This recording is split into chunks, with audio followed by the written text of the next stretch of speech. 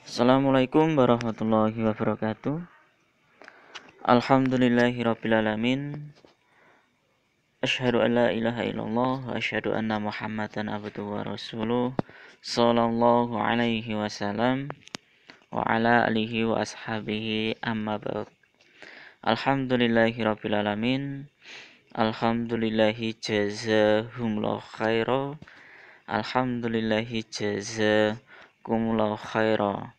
Mugi-mugi Allah paring manfaat, lancar lan barokah. Tetap niatnya selalu ditata niat karena Allah, wa yarjuna rahmatahu wa yakhafuna adzabah.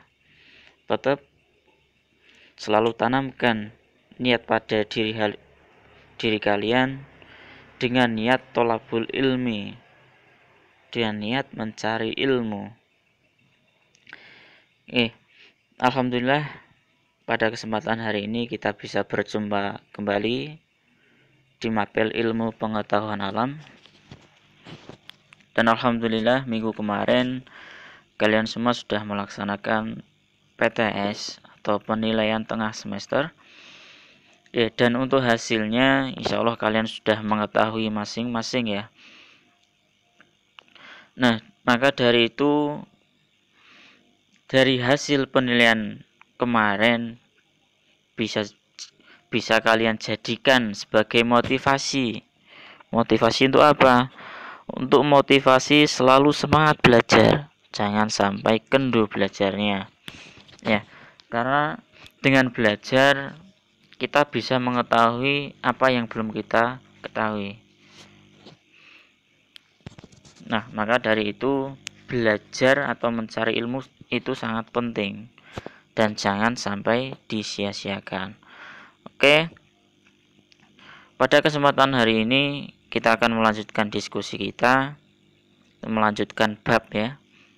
Kemarin kita sebelum PTS kita sudah menyelesaikan 3 bab. Dan sekarang kita akan memasuki bab yang keempat, yaitu bab struktur dan fungsi organ pada tumbuhan. Nah, di sini kita akan belajar berbagai macam struktur yang menyusun tumbuhan, serta kita akan mempelajari jaringan-jaringan yang menyusun organ-organ pada tumbuhan. Adapun peta konsep bisa kalian lihat. Di situ kita akan belajar mengenai organ tumbuhan, meliputi akar, batang, dan daun. Serta kita akan mempelajari jaringan yang menyusun organ pada tumbuhan. Nanti kita akan mempelajari jaringan penyusun akar, batang, dan daun. Setelah itu kita akan membahas cara mengaplikasikannya dalam kehidupan sehari-hari. Apa sih yang diaplikasikan dalam kehidupan sehari-hari? Nah, mungkin dari teori yang kita pelajari mengenai organ serta jaringan pada tumbuhan, kita bisa menerapkannya dalam kehidupan sehari-hari kita. Misalnya, kita menciptakan suatu alat. Nah, alat itu terinspirasi dari cara kerja salah satu jaringan pada tumbuhan, misalnya ya. Nah, untuk itu kita akan bahas lebih lanjut. Nah, di dalam kehidupan ini itu organisme hidup itu dibagi menjadi 2, yaitu ada organisme eukariotik serta organisme prokariotik. Nah, tumbuhan ini dia termasuk dalam organisme eukariotik. Karena apa? Karena tumbuhan memiliki banyak sekali sel-sel penyusunnya. Dalam hal ini berarti tumbuhan termasuk multiseluler, memiliki banyak sel yang mendukung. Nah, adapun organ itu merupakan sekumpulan jaringan. Nah, jaringan-jaringan yang menyusun organ itu otomatis dia berbeda-beda. Antara jaringan satu dengan yang lain itu berbeda. Beda dari segi fungsinya, dari bentuknya juga berbeda. Namun adanya jaringan ini, adanya sekumpulan jaringan yang menyusun organ ini, dia bisa saling bekerja sama. Nah, bekerja sama untuk apa? Bekerja sama untuk menyesuaikan fungsinya masing-masing. Misal, organ akar, dia memiliki jaringan epidermis. Nah, fungsinya jaringan epidermis salah satunya adalah melindungi. Nah, itu ya. Kemudian ada jaringan. Nah, apa sih yang dimaksud dengan jaringan? Jaringan itu sekumpulan atas sel-sel yang berbeda. Nah, sedangkan sel itu unit terkecil dari organisme hidup. Jadi sel itu struktural terkecil. Nah, yang pertama kita akan membahas struktur fungsi organ tumbuhan. Di situ kita akan bahas akar, batang, daun, bunga, buah, dan biji. Nah, kalau kita lihat cara pengelompokan tumbuhan ya, kalau kita lihat cara pengelompokan tumbuhan berdasarkan biji yang dimiliki setiap tumbuhan, itu dibedakan menjadi dua. Yang pertama ada tumbuhan yang berbiji satu atau berkeping satu yang biasanya disebut dengan monokotil. Kemudian ada tumbuhan yang berbiji keping dua. Nah, itu disebut juga dengan dikotil. Nah, nanti setiap organnya kita akan membahas juga pengelompokan tumbuhan berdasarkan bijinya. Oke. Nah, ini ada jaringan penyusun tumbuhan. Ini saya ambil secara umum ya. Secara garis besarnya, jaringan tumbuhan itu tersusun atas yang pertama, ada jaringan meristem. Nah, jaringan meristem ini merupakan jaringan yang mampu membelah diri ya. Membelah diri secara terus-menerus. Nah, tujuannya membelah untuk apa? Ya, tujuannya untuk menambah jumlah sel-sel yang tumbuh. Nah, kemudian sel-sel yang ada pada jaringan meristem, dia memiliki struktur dinding yang tipis. Kemudian berbentuk bulat, lonjong. Nah, dan di jaringan meristem ini relatif memiliki banyak protoplasma. Nah, kalau kita pelajari lebih lanjut mengenai jaringan meristem itu sebenarnya masih banyak sekali. Kalau kita lihat jaringan meristem berdasarkan tipe pertumbuhannya, cara bertumbuhnya ya, itu dibagi dua. Yang pertama ada meristem primer, yang kedua adalah meristem sekunder. Kalau jaringan meristem primer, dia pertumbuhannya atau perkembangannya itu dimulai dari jaringan embrional. Contohnya itu ada meristem apikal, yang mana meristem apikal itu letaknya ada di pucuk, entah itu pucuk akar ataupun pucuk daun.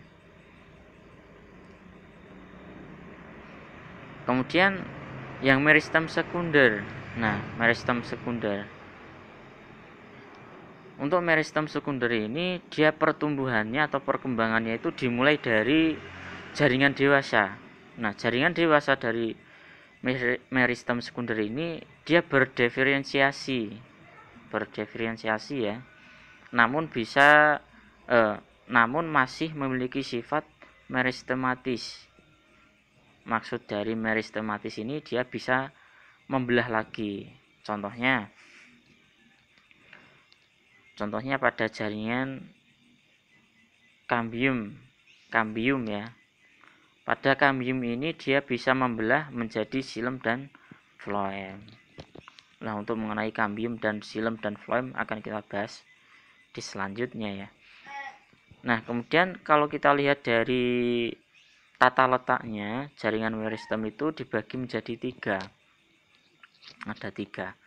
Yang pertama, jaringan meristem apikal. Nah, letaknya itu ada di pucuk. Kemudian ada jaringan meristem lateral. Itu letaknya ada di samping akar ya. Kemudian yang terakhir ada jaringan meristem interkalar. Nah, Kemudian jaringan penyusun tumbuhan yang selanjutnya itu ada jaringan epidermis. Nah, jaringan epidermis ini dia disusun atas sel-sel hidup yang berbentuk persegi panjang. Kemudian susunan dari epidermis ini dia tersusun secara rapat sehingga tidak ada rongga pada jaringan epidermis. Nah, adapun fungsi dari jaringan epidermis yaitu melindungi jaringan yang ada di bawahnya. Nah, berarti kalau kita lihat jaringan fungsi dari epidermis ini ya, melindungi jaringan yang ada di bawahnya, otomatis di bawahnya jaringan epidermis itu ada jaringan-jaringan yang lain yang menyusun organ tumbuhan. Kemudian ada jaringan parenkim. Ada jaringan parenkim ya. Jaringan parenkim dia sel-selnya itu berukuran besar. Selnya berukuran besar namun tipis dan berbentuk segi enam. Nah, jaringan parenkim ini dia memiliki atau ada dua macam ya. Yang pertama ada parenkim palisade atau biasanya disebut dengan jaringan tiang. Kemudian ada parenkim spons atau jaringan bunga karang. Kemudian di sini ada jaring penyokong. Nah, jaringan penyokong ini terdiri atas kolenkim dan sklerenkim. Nah, adapun fungsi dari kolenkim, fungsinya yaitu menguatkan pada organ tumbuhan yang masih aktif tumbuh atau masih berkembang ya. Namun berkebalikan dari sklerenkim. Kalau sklerenkim dia fungsinya sebagai penguat pada organ tumbuhan yang sudah tidak lagi mengalami pertumbuhan atau perkembangan. Kemudian jaringan pengakut. Nah, di sini ada xilem dan floem. Adapun fungsi dari xilem, dia mengangkut air dari akar menuju ke daun. Sedangkan floem dia mengedarkan zat hasil fotosintesis, ya berarti fotosintesis itu menghasilkan makanan ya. Nah, itu diedarkan dari daun menuju ke seluruh organ tumbuhan yang lain. Nah, itu fungsi dari floem. Nah, oke, yang pertama ada akar.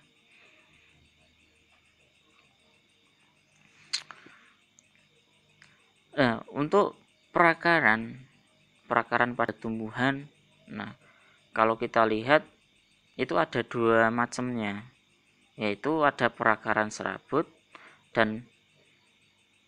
pada tumbuhan monokotil dan perakaran tunggang pada tumbuhan dikotil. Bisa kalian lihat di gambar yang ada di layar monitor kalian, di situ ada akar serabut serta akar tunggang. Coba kalian perhatikan kedua akar tersebut. Perbedaannya apa saja? Nah, kalau kita lihat dari keduanya jelas berbeda ya. Kalau akar tunggang dia memiliki akar utama ya. Akar utamanya itu yang tengah, yang besar. Nah, itu akar utamanya. Kemudian akar tunggang juga memiliki akar cabang, yaitu akar serabut yang ada di samping-samping. Nah, sedangkan untuk akar serabut dia tidak memiliki akar utama, melainkan cuma akar yang bercabang.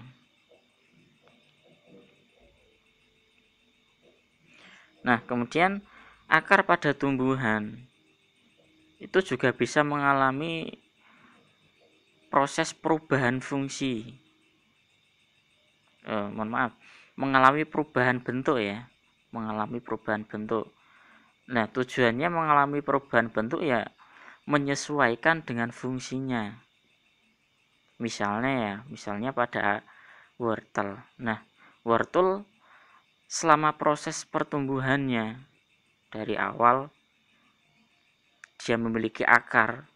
Nah, akar, kemudian akar dari wortel itu mengalami perubahan atau bermodifikasi. Nah, perubahan yang terjadi pada akar wortel itu menjadi umbi akar.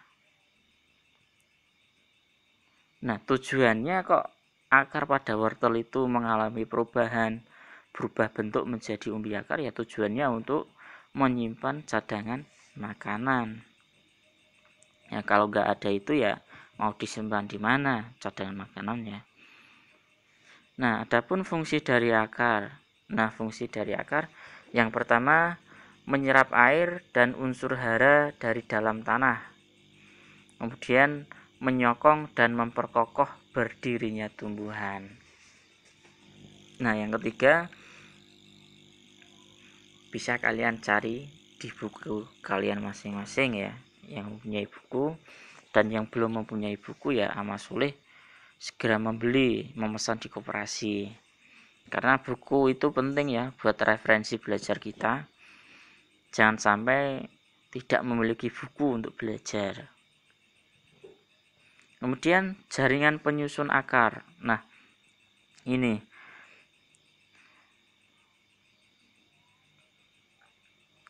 dalam jaringan penyusun akar ini nanti akan saya jelaskan dua teknik ya, teknik pengamatan. Seumpama kalian melakukan percobaan dengan mikroskop, kemudian kalian mengamati akar. Nah, ini ada dua teknik. Yang pertama, pengamatan akar dengan cara dipotong memanjang. Dipotong memanjang, itu gambarnya ada di situ. Nah, kalau kita lihat ya struktur dari akar yang dipotong memanjang, dia akan kelihatan daerah diferensiasi, daerah pembentangan atau pemanjangan, kemudian ada daerah pembelahan. Nah, adapun daerah diferensiasi, nah, ini pada daerah ini jaringan menjadi spesialis. Maksudnya menjadi spesialis itu jaringan awal dia bisa berubah bentuk menjadi jaringan lain. Misalnya pada jaringan epidermis. Nah, jaringan epidermis dia mengalami proses diferensiasi ya. Bulat men lah ngomong. Nah, dia mengalami perubahan menjadi rambut akar. Kemudian daerah pemanjangan. Nah, daerah pemanjangan ini sel-sel yang ada di daerah pemanjangan yang mulanya selnya itu kecil, nah kemudian dia tumbuh menjadi sel besar. Kemudian daerah pembelahan. Nah, ini ya biasanya jaringan yang mengalami atau terus-menerus membelah itu jaringan meristem. Misalnya ini pada tudung akar. Nah, di tudung akar ini dia aktif membelah ya. Kemudian kalau kita mengamati akar dengan cara dipotong melintang, untuk gambar bentuknya kalau dipotong melintang bisa kalian lihat di situ gambarnya seperti itu. Nah, adapun jaringan yang menyusun akar itu ada jaringan epidermis bagian luar. Kemudian ada korteks. Kemudian ada endodermis. Nah, endodermis. Selanjutnya ada stel. Nah, di dalam stel ini dia tersusun atas kambium, xilem, dan floem. Nah, ini kita akan bahas lagi mengenai perbedaan antara akar tumbuhan monokotil atau tumbuhan biji keping satu serta akar dikotil. Nah, di sini ada macam-macam perbedaannya ya. Kita lihat dari sistem perakarannya. Sudah jelas kalau tumbuhan monokotil sistem perakarannya serabut karena dia tidak memiliki akar utama. Sedangkan dikotil, dia sistem perakarannya adalah tunggang karena pada tumbuhan dikotil dia memiliki akar utama. Kemudian kambium. Nah, kambium pada tanaman monokotil itu tidak ada, tidak memiliki kambium. Sedangkan dikotil dia memiliki kambium. Nah, kambium itu merupakan jaringan meristematik yang mana selnya itu selalu aktif membelah. Nah, selnya itu aktif membelah terus ya. Adapun fungsi dari kambium, dia bertanggung jawab atas pertumbuhan sekunder. Nah, pertumbuhan sekunder ya. Misalnya pertumbuhan sekunder itu bertambahnya diameter batang. Nah, itu salah satu contoh dari pertumbuhan jaringan sekunder. Bertambahnya diameter batang. Kemudian keberadaan Kaliopatra. Nah, keberadaannya kalau di tumbuhan monokotil dia terletak batas dengan ujung akar tampak jelas. Sedangkan di kotil batas dengan ujung akar tidak jelas. Nah, kemudian empelur. Nah, untuk tumbuhan monokotil dia memiliki empelur, sedangkan di kotil tidak memiliki. Empelur itu anggota terdalam pada tumbuhan. Nah, biasanya itu berupa jaringan yang berongga kecil ya. Kemudian letak xilem dan floem. Pada tumbuhan monokotil, monokotil, letak xilem dan floem itu berselang-seling. Bisa kalian lihat di gambarnya ya. Antara xilem dan floem itu letaknya selang-seling, gantian. Sedangkan di kotil, letak dari xilem itu lebih dalam daripada floem. Kalau xilem berada di dalam, otomatis floem berada di luar. Kemudian ini ada proses masuknya air ya. Masuknya air atau proses penyerapan air oleh akar. Nah, air yang berada di dalam tanah itu kemudian dia diserap oleh rambut akar. Nah, rambut akarnya.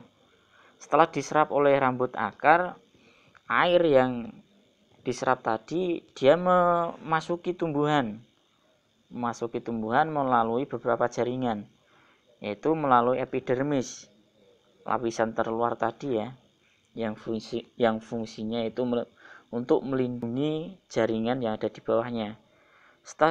Setelah air melewati epidermis, dia melewati korteks, kemudian masuk ke dalam stel. Nah, ketika sudah berada di dalam stel, dia akan bertemu, maksudnya air akan melalui xilem. Nah, melalui xilem. Kemudian air itu disebarkan atau dipompa ke daun.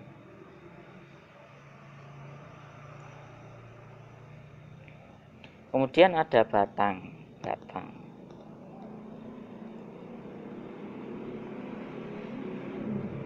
Pada umumnya batang tumbuhan dikotil itu bercabang dan berkayu. Namun ada beberapa tumbuhan lain dia bersifat batang basah atau herbaceous. Misalnya pada tumbuhan atau tanaman bayam ya. Itu kalau kalian lihat pada batang bayam itu batangnya basah. Sedangkan tumbuhan monokotil itu batangnya itu tidak bercabang, rata-rata batangnya lurus ke atas. Selain itu dia juga memiliki ruas-ruas yang terlihat jelas di batangnya. Contohnya rumput, jagung, tebu, dan lain-lain. Adapun fungsi dari batang ya, dia menopang tegak berdirinya tumbuhan, kemudian menyimpan cadangan makanan, kemudian membawa atau menyalurkan air dari akar ke daun, dan lain-lain. Kemudian jaringan yang menyusun pada batang.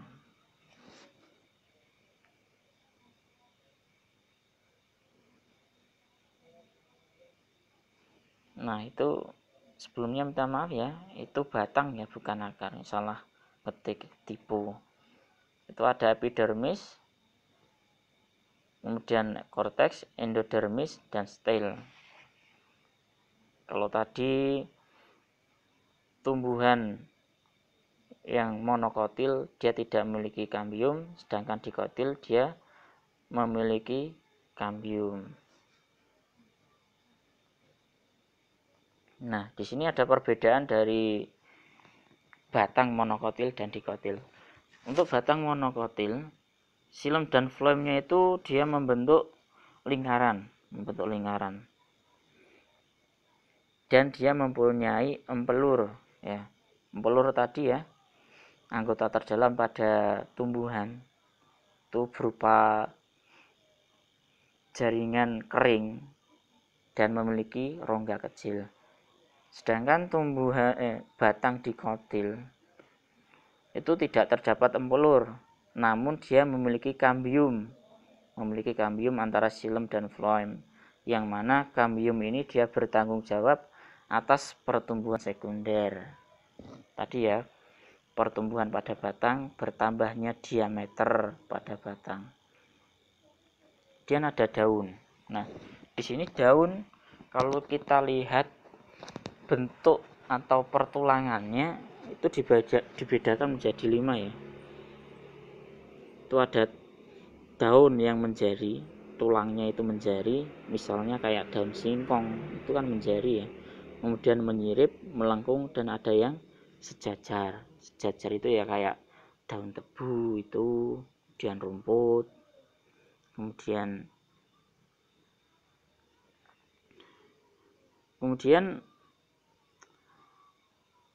untuk daun yang memiliki tulang menjari, menyirip, dan melengkung. Nah, itu biasanya tanaman dikotil.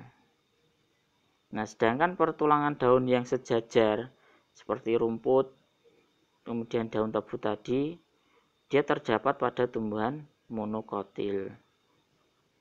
Fungsi dari daun itu sebagai tempat terjadinya proses fotosintesis, kemudian sebagai terjadinya proses respirasi, kemudian bisa bermodifikasi menjadi tempat cadangan makanan serta menjadi alat reproduksi. Nah, adapun jaringan yang menyusun daun, yang pertama ada epidermis luar, kemudian ada kutikula. Nah, kutikula itu lapisan lilin pada daun. Kemudian ada lapisan mesofil. Nah, jaringan mesofil ini dia dibagi menjadi 2 lagi ya. Ada mesofil palisade dan mesofil bunga karang. Untuk mesofil palisade dia berbentuk silinder tegak dan rapat. Sedangkan mesofil bunga karang dia bentuk selnya itu tidak beraturan. Kemudian juga memiliki ruang kosong. Kemudian berkas pembuluh angkut terdiri dari xilem dan floem. Kemudian ada mesofil bunga karang. Nah, di dalam mesofil bunga karang itu ada kloroplas. Kloroplas yang mana kloroplas itu mengandung klorofil. Kemudian ada epidermis bawah. Di epidermis bawah ini dia ada stomata. Nah, peran dari stomata ini ya berperan dalam pertukaran dan penguapan gas. Kemudian bunga.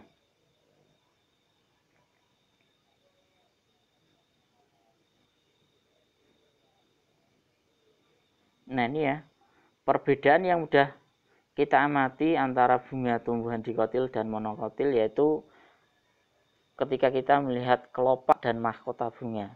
Nah, umumnya seperti itu.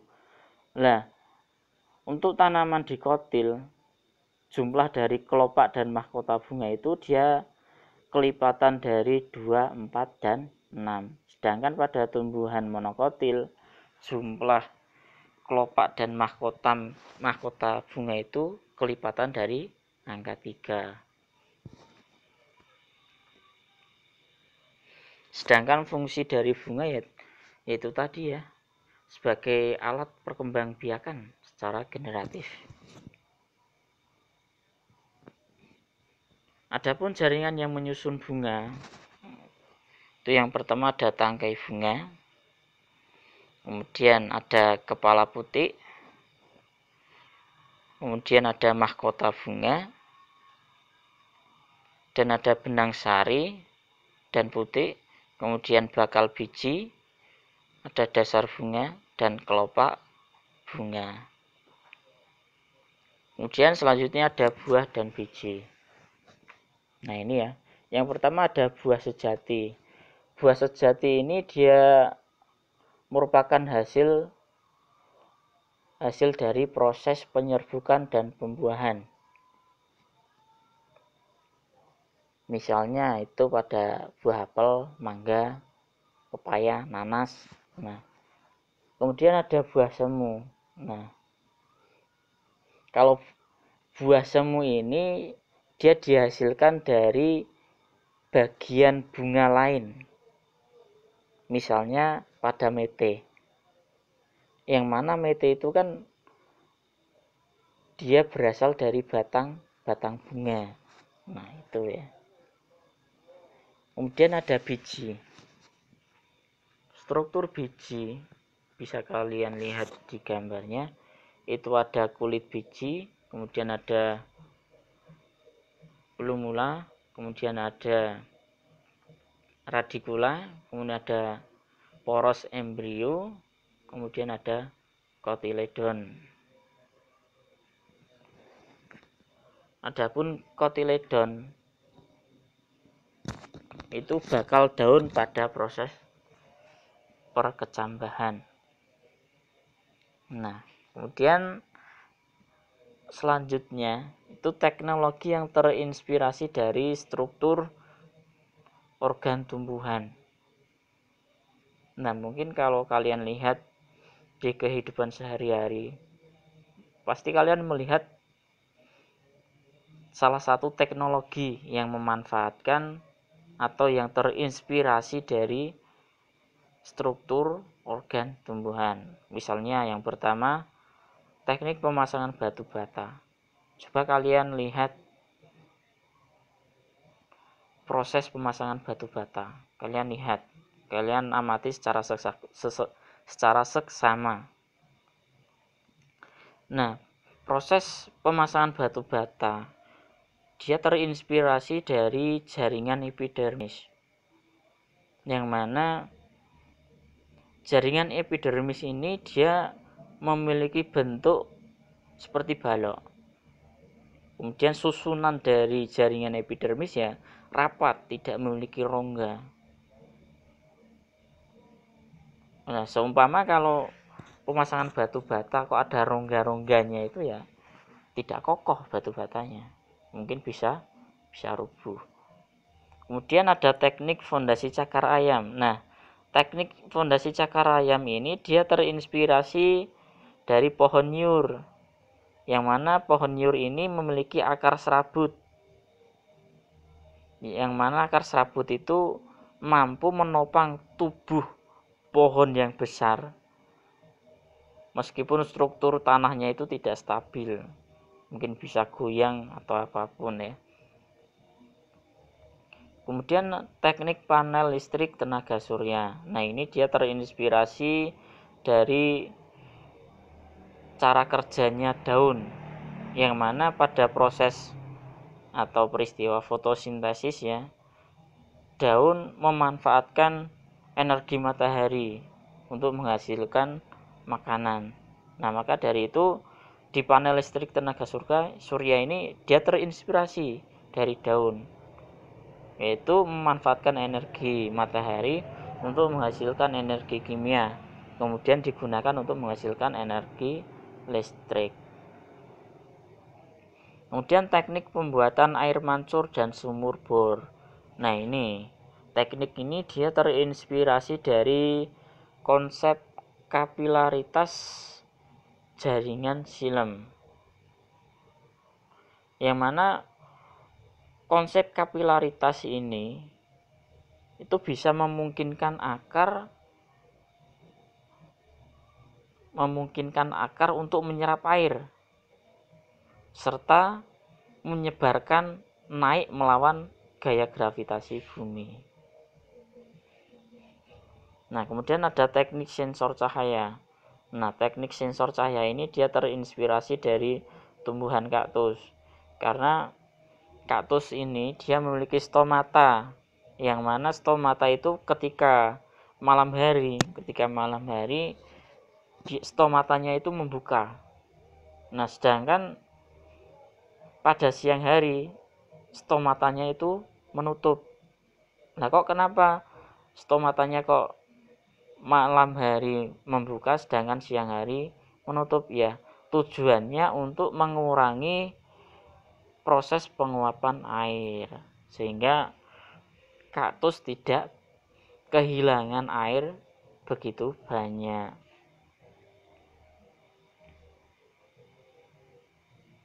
Kemudian ada teknik lapisan pelindung dan pengilap ya. Ini dia meniru atau terinspirasi dari daun tanaman seroja. Nah, selanjutnya ada teknik pemurnian air. Nah, pemurnian air ini dia terinspirasi dari akar tanaman eceng gondok. Nah, yang mana air yang kotor kemudian disaring sehingga diperoleh air yang bersih. Nah, berikut ada soal kuis ya. Ada soal kuis bisa kalian kerjakan. Adapun yang ada di rumah, yang masih di rumah, nah untuk kuisnya bisa kalian kerjakan melalui link yang sudah saya bagikan. Kalian kerjakan, kemudian di situ juga ada link rangkuman materi, bisa kalian unduh dan bisa kalian pelajari. Nah, untuk kuisnya bisa segera dikirimkan. Dan untuk yang berada di boarding yang sudah ada di pondok,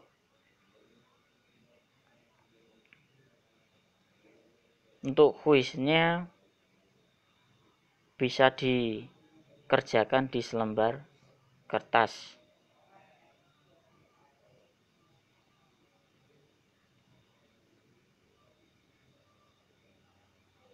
Adapun aturan dari tugas saya, ini ada aturan ya. Yang pertama,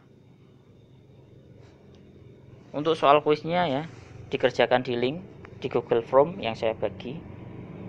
Kemudian setiap siswa hanya boleh mengerjakan satu kali ya. Jangan double, jangan merokok ya.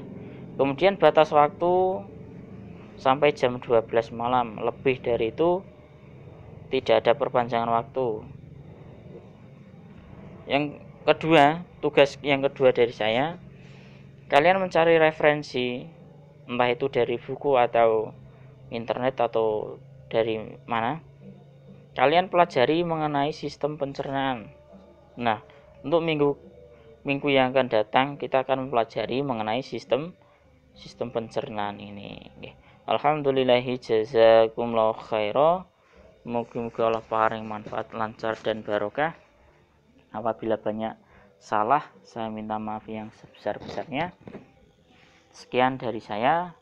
Wassalamualaikum warahmatullahi wabarakatuh.